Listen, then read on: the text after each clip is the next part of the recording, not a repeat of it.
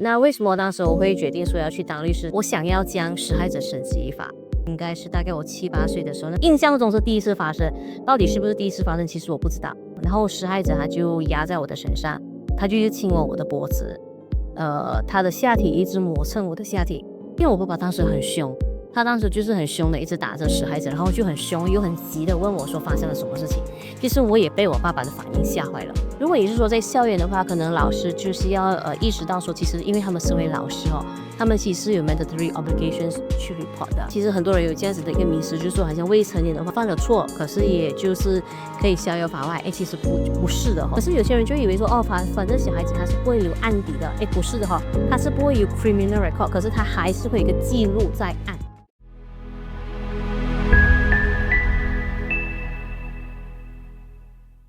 欢迎收看立懂什么，搞不懂就问人，我是丽丽。那在上一集的时候呢，我们就谈到说法律可以如何保护孩子，以及儿童甚至青少年如果违法了的话，会面对怎么样的法律后果。但是我们都知道违法了过后，面对法律责任是一回事，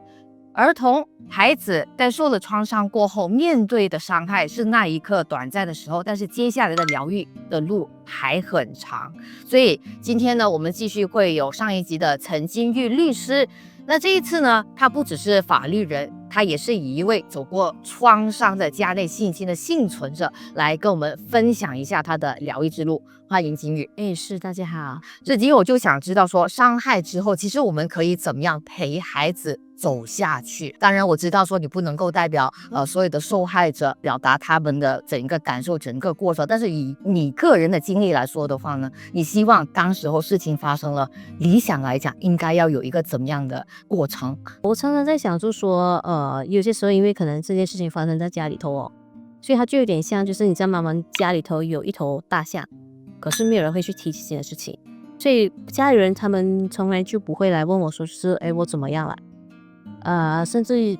当时候我开始会半夜做噩梦惊醒我一般上的梦境里头就是可能施害者压在我的身上，我逃不开，所以这个惊是蛮辛苦的。它辛苦是因为是讲说我起来的时候我就会有那种 panic attack 的事，所以他的是加重了对，我的症状会加重了，所以我一般上就是我的呼吸可能很急促，我的肩膀会很僵硬，然后我其实会蛮恐慌的，所以我必须要把我房间的灯打开，我会把客厅灯打开，因为我也会去客厅呆坐着。我有些时候状况会更糟糕的时候，我甚至会需要把厨房灯也打开，把我balcony的灯也打开，我去看一下我的门有没有破门而入的痕迹。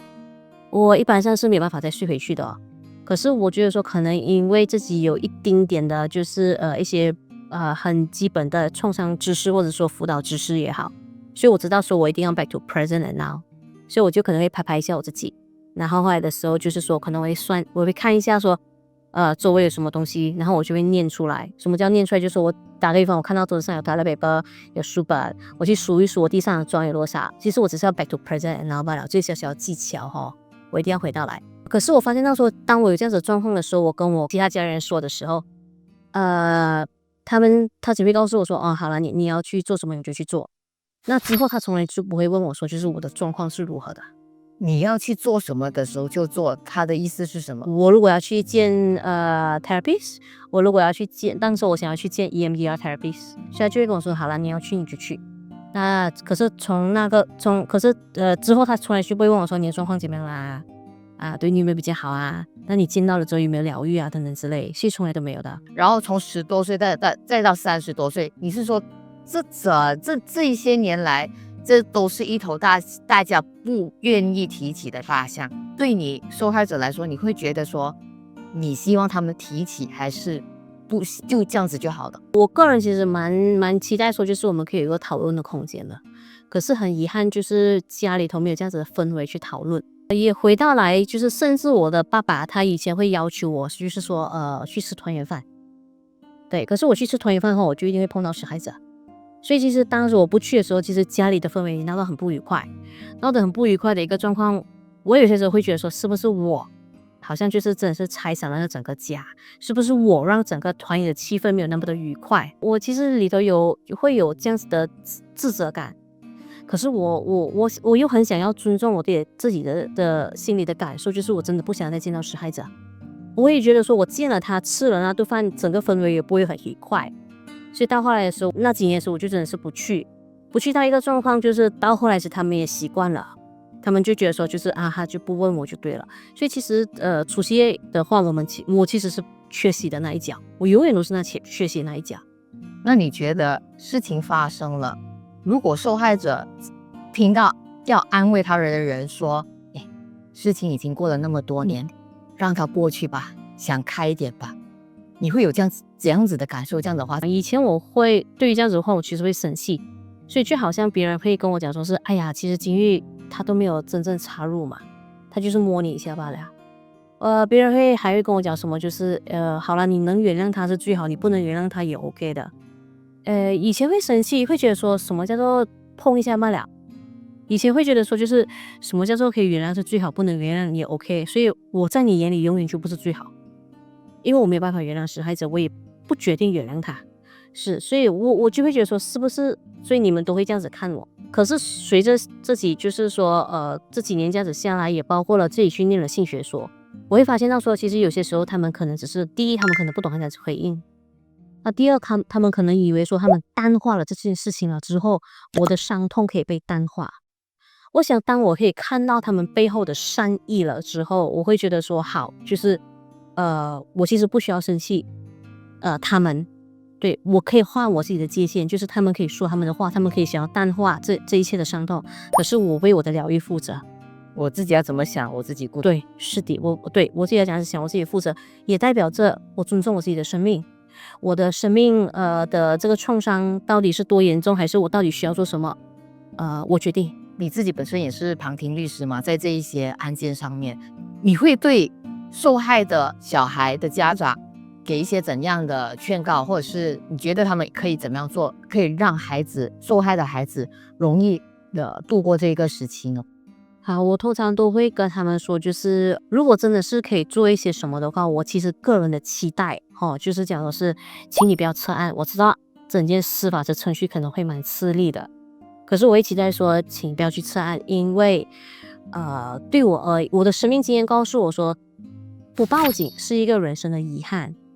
可是同样的，有些时候，当他们真的觉得说，他们整件事情对他们来说很压力，他们真的是要决定要去报警的时候，我需要学习的东西就是我不让他们背负我的伤。我人生的遗憾不一定是他人生的遗憾，那可能这个时候他真的是没有办法撑起这件事情，就是这整个司法的程序。如果他真的觉得说就是要撤案然后后来的时候就是之后看他们自己要这样子走。我需要学习的东西是尊重，因为我觉得说他的选择可以跟我的选择不一样。这一段可以说得清楚一点吗？你说的他们选择撤案，你是指说被加害的人还是被加害者的家属？那如果今天不管是幸存者，如果他自己去报警，他决定要撤案，或者是说他的父母决定要去撤案的一个情况之下，那我通常都会跟他们说，就是如果你今天身为父母，你今天说你去报的警，可是你的孩子受害，你愿不愿意跟你的孩子谈一谈他要什么？有些时候我们意识到说是父母他想要撤案，因为他觉得很辛苦，可是孩子他不愿意，他不愿意案件被撤掉，他愿意继续走下去。所以我就会跟妈妈说这样看起来你的孩子有这个意愿要继续走下去，你担心什么？所以他就会告诉我说他真的是很担心说他的孩子在法庭的时候被盘问的时候可能会崩溃。我就会跟他说，不然这样子啦，你去问一问你的儿子，对他要怎么样子。是的，那如果你的儿子他 ready 了的一个情况之下，你身为父母，你能不能就是你也 ready 你自己好好的陪伴他？那你真的担心说他崩溃的一个情况之下，因为一般上我都会有跟他们讲了嘛，就是说他们真的是觉得太 overwhelming 的话，他们可以就是说在法庭上就是 request for a break。是，那当他 take a break 的时候，他可能稍微的离开一下法庭去洗手间的时候，你能不能陪伴他？所以回到去当年你自己的时候，你会希望，因为你开始有这个意识说要谈，甚至可以比较主动的告诉你家人你想要做些什么的时候，一定是你30多岁的时候。但是回到去你之前可能10来岁的时候，你会想要说你希望当初你家人会为你做些什么？我希望其实当时候真的是有人可以带我去报警，因为我还是会觉得说报了警之后，一切才可以被终止。对，不然的话，施害者就是会食髓知味的，一而再，再而三的加害。就算你报案，他也很大可能不被定罪。对于这样子的说法，会不会是一个撤案然后不报案的一个很好的理由呢？对我而言，有些时候我们可能会觉得说，用结果来看一下说，就是说这件事情值不值得做。所以有些时候我有一些个案会告诉我说，哎呀，今日他真的是报警的情况之下，到时候他也没有被定罪的话怎么办？可是对于我而言不是这样子的哈。对于我而言，我会觉得说，走一趟司法之旅哈，是让我重夺回我人生的自主权的一个很关键的一趟旅程。我要重夺回我自己的声音，我自己的人生的自主权。我要让他知道，即便他真的是到最后真的是无罪释放都好，我要让他有一个很刻骨铭心的教训。你今天不能再去伤害第二个人，是你可能这一次稍微的侥幸了逃脱，可是很抱歉，你有一天你的运气是会用完的。但如果情况相反，孩子是那个不愿意揭开的人，不愿意讲的人，但是家长知道，你觉得家长应该去扮演这个揭开的角色吗？那就要回到来，有些时候可以跟这个孩子谈一谈，说他为什么不愿意揭开，他害怕什么。我有些时候遇到的有些个案，他们不是不愿意去走这趟司法程序，可是他们很怕，他们可能害怕就说在警察的时候不知道，在警察面前不知道这样子回应，在法庭上不知道他们可以做一些什么。可是如果我们可以接住他的这个害怕，我们不太可能去让这个害怕的程度变成0。可是如果他这个害怕的程度可以从0到10里头，他可能变成是3分4分，他比较可以接纳的状态之下，那他是不是会愿意去走一趟司法之旅？那如果可以的话，这样子的话，我们能做一些什么，让他的恐惧，让他的害怕变成是那3到4分就好。对。那刚才我们一直都是在讲这家庭这一方面，但是有些家庭真的是尽了力了，可能力量还不足够 OK， 那时候我们可以向外界求助嘛。所以好像以你个人经历来说的话，你当年7、8岁10多岁的时候，学校啊方面啊有帮助到你些什么吗？好，当时坦白说，就因为我没有跟学校说嘛，可是我记得有一次的时候，因为施害者他当时候捏伤了我的脸，所以其实当时候就是老师有来问我说，就是你的脸上怎么啦？就是为什么会有淤青？为什么你发生了什么事情？我当时其实也不敢说我当时就告诉老师说，就是没有啦，我不小心跌倒。然后后来的时候就不了了之了。我有些时候在想说是不是如果当时候我的老师他可以再进一步的问我，就说，我看起来这件事情好像不是被捏伤的因为看起来就是很严重的一个淤青。你有什么话是想要告诉我的吗？或者是他可以带我去一个比较安静的空间，因为我记得那时候还是在班上问我，所以其实我没有那个空间，我没有那份安全感去告诉他发生什么事情。可是如果他当时可以带我去一个辅导室，只有我跟他的一个情况之下，我是不是更加可以 open up？从7、8岁到现在你30多岁，也开始已经走入了自己的疗愈的之路，所以这个过程你是怎么样一步一步走，然后你寻求的协助的单位是在哪里？那这整个过程是怎样的一个过程？可能你可以跟大家分享一下，让人家知道说里面有一些什么资源，什么资源是他们可以善用的。好。我想，我的人生里头，当然我陪伴的个案就只有我自己所以这件这样子的旅程确实是仅供参考罢了我想在我的人生当中，我看到了很多的榜样。我当时候我就像我所说的嘛，就是我大概对不起，15岁的时候，我大概知道说发生了什么事情，然后16、17岁的时候，一切才停止掉嘛，或者是甚至可能是我18岁了的啦那个时候。然后后来的时候，当时候即便这样子停掉了之后，因为我们还是在同一个原生家庭里头，那在这个情况之下，我其实几乎还是要天天看到施害者，所以其实对我来讲，它还是一件很辛苦的事情。我当时候其实就是一直哭，而且当时候当我可以用词汇去告诉我的爸爸还有其他家里人发生了什么事情的时候，很遗憾我是被victim blame 跟 victim shame 的那一种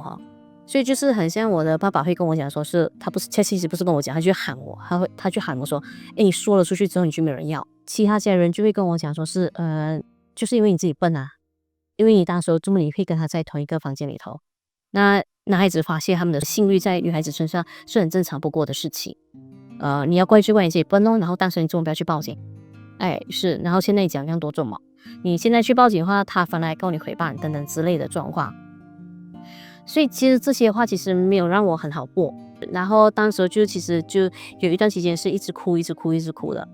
我想我很庆幸当时我在听当时候的第5台，就是听你，他们有一个 program 叫做听你细数。所以当时就有很多的辅导员上去嘛，去做分享，然后辅导员就会说，就是如果你真的是有情绪的话，请你去寻求辅导。那你去寻求辅导，并不代表说我是什么神经病还是什么之类的，而是因为我遇到的状况。而且当时候有一个很好的榜样，就是当时候刘嘉玲的裸照风波，对，那时候闹得就是沸沸扬扬。可是我记得当时候成龙大哥有站出来帮他说话。所以当时就觉得说，刘嘉玲他如果都可以挺过的话，我应该也可以挺过吧。就这样子找到一个榜样之后，当时我就去了辅导，面对面了。一开始的时候是用电话的哈，因为我觉得说他这样子，我这样子不露脸的一个情况，我觉得说我很舒服。到后来我去见辅导的时候，随着我自己比较 ready 的时候，我就去要求就是说面谈辅导。所以当去面谈辅导的时候，其实也是很紧张的，因为就是觉得说我到底要跟他讲一些什么，我信得过他吗？可是我很庆幸他当时候真的是让我很舒服。我第一次见他的时候，就在一个辅导室里头，他就可以让我一直哭。然后他就跟我说一句我觉得我到现在还是很谢谢他的话，就是他就跟我说，金玉，他跟我说，当时你还小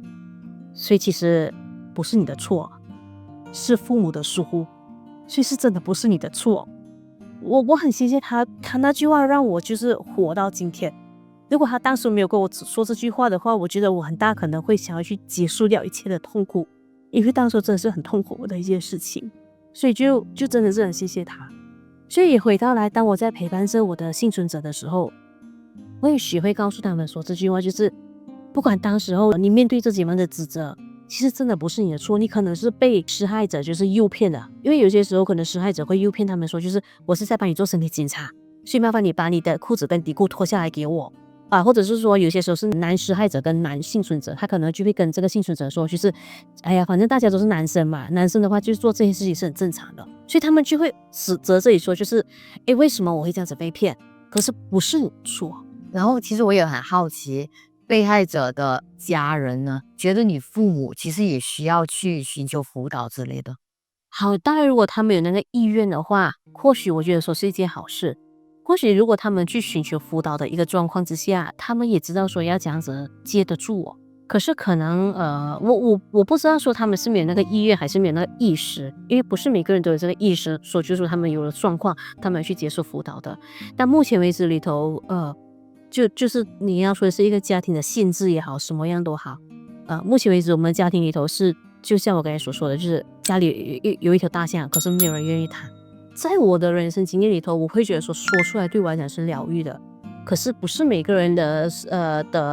疗愈方式都是如此。所以如果有些人他们会觉得说他们不想要说，那我会觉得说好，那只要不管你说还是不说，只要你去走一趟属于你自己的疗愈之路，那就很好了。说到这里，其实我有明白到一点，就是说真正的复原疗愈，可能不是说你多快的走出来，而是慢慢的走。而且更好的是，如果有人愿意陪你慢慢的走出来，对吗？所以金密律师，你在今天的节目尾声有没有一句话要对正在复原路上的孩子，或者带着受伤的孩子在复原路上的父母讲的一句话呢？如果可以说一些什么的话，我其实想要说就是，不管施害者他有没有跟你道歉，不管施害者他到底觉得说他错了还是没有错了，不管当时你有没有去报警，不管你报了警之后施害者有没有被提告，也不管施害者被提告了之后法律有没有还给你一个所谓的正义我会觉得说我们的疗愈跟这些东西是要脱钩的。什么叫做要脱钩的一个情况之下，就是指我的疗愈的路它可以是 independent of all these things， 对，然后后来的时候我就一定去走一段疗愈的路。我会觉得说疗愈并不是因为说是我原谅了施害者，不是，而是因为伤口在我自己身上，所以我为我自己负责。疗愈是自我照顾的一块。好的，谢谢金玉今天跟我们分享那么多，那希望你这一条疗愈之路继续走下去，顺利的走下去，然后可以看到光明的一天。好，是那这就是力懂什么这一个系列第4集，也就是我们的完结篇这样子。但是这还不是结束，那下一个系列我们会探讨些什么呢？力懂什么还会一起陪你搞懂，所以第1集到第4集，如果你还没有看完的话呢，马上点击链接再去补课。因为我相信说看完了这4集过后呢 ，touch wood，如果你家里真的发生这样的事情的时候，你已经有一个救生的手册在你手上，你懂得如何去面对，更好的带着孩子走这一条路，带着你身边的人走出这个黑暗，好不好？好，力懂什么？下一个系列，明天再见。